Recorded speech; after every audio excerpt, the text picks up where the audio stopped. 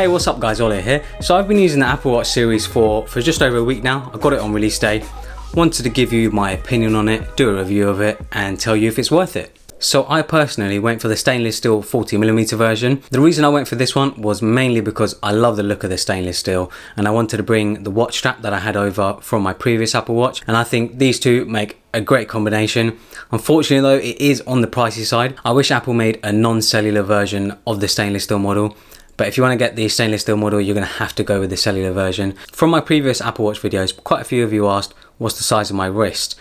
The size of my wrist I think is around 155mm, so I've got quite a small wrist, and I've just personally found that the smaller 40mm version looks better on my wrist. People are also concerned with the sizes, naturally, as Apple have changed the sizes. You know, they've gone from 38mm to 40mm and 42mm to 44mm. But if you used a 38mm previously, you're going to be completely fine with the 40mm. The 38mm and the 40mm are pretty much exactly the same size. Same goes for the 42mm and the 44mm. Now when it comes to the design, Apple of course changed the design a little bit compared to the previous generation. The Series 4 has a much more rounded look, especially in the corners. I think it gives a more sort of pebble-like look, and I think it looks fantastic on top of the wrist. The side button now sits flush against the side of the body of the watch, and the scroll wheel is fantastic. You know, Apple have upgraded it a little bit. It has taptic feedback now, and it makes scrolling through lists, browsing through interfaces, things like that, a much more fluid and much more sort of interactive experience. Due to the more rounded corners of the Apple Watch, Apple have also made the OLED screen more rounded, which is fantastic. You know, if you used a previous gen Apple Watch, you will have noticed that the screens are basically square. It's just a square in the Apple Watch. But now that they're more rounded, I think it looks fantastic. It looks much more natural. The screen is also noticeably larger. That's probably one of the main things that I noticed when I was setting up the watch when I first got it, was how much larger the screens were, even though the actual size of the watch is pretty much exactly the same. You know, it makes seeing stuff on the screen much easier. The screen is also much brighter, which makes it much easier to see in daylight, especially when you're outdoors.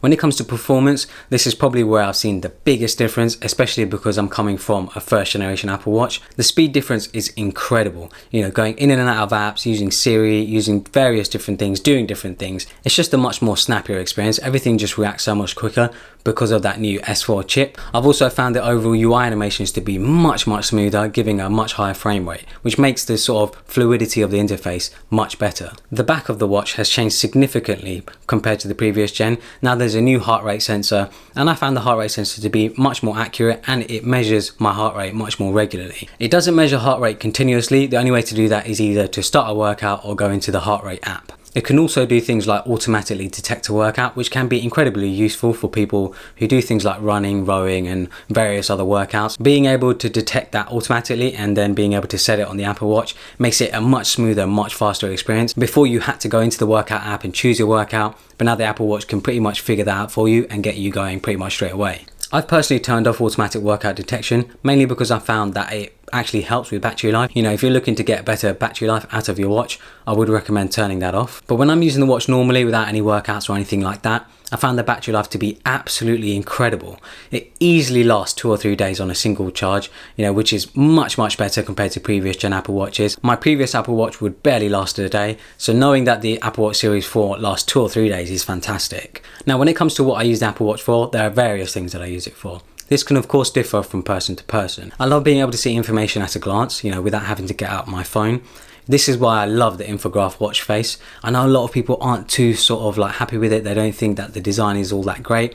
But I think the actual functionality and what you can use it for is fantastic. Being able to have all this information shown straight on your watch without having to get out your phone is incredible. In the top left, I have sunset and sunrise times. In the top right, I have the weather. In the bottom right, I have the activity, and in the bottom left, I have the timer. And then in the watch face itself, I have a 3D view of the earth, I have my calendar, I have my heart rate, and I have my battery. Being able to see all of this information quickly is just incredibly useful for me personally. And I love the infograph watch face. The only thing I'd probably tweak is the colors. You know, it'd be great to have maybe sort of a grayscale version of that watch face. You know, there are a lot of colors, there are a lot going on. But either way, I love it. I think it looks incredible. I love being able to keep track of notifications as well, especially messages, you know, being able to see if I've got any messages on either iMessage, on Slack or emails or things like that. Being able to see that quickly on my watch, you know, it makes it incredibly useful to know if I need to reply now or if I can just leave it till later.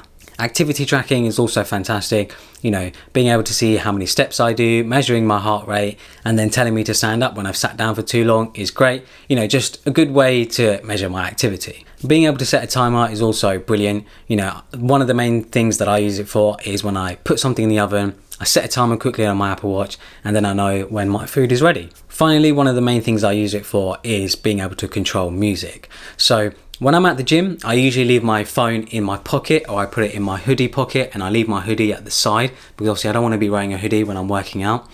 So I have my AirPods in, I have music playing from my phone, and then I can use my Apple Watch to actually control playback and control the volume, which is incredibly useful because it makes the sort of wireless experience very, very fluid and very, very seamless. You know, my AirPods are wireless, my Apple Watch is wireless. Being able to control my music, being able to control the volume of my AirPods without having to get my phone out when I'm working out, it's just fantastic. So is the Apple Watch worth it? I definitely think so. You know, if you're someone who's upgrading from a first gen or a Series 2, you know, you're going to see massive improvements in speed, in experience, in just the overall use of the watch. I think Apple have done a much better job with the design. You know, it looks much more natural compared to the previous gen Apple Watches. I think it looks more like a piece of jewelry rather than an ugly little gizmo that sits on top of your wrist. So yeah, if you're looking to upgrade or you're looking for your first Apple Watch, you definitely can't go wrong with the Apple Watch Series 4. Hopefully you guys enjoyed this review. Follow me on Instagram and Twitter. Subscribe for more, and thanks for watching.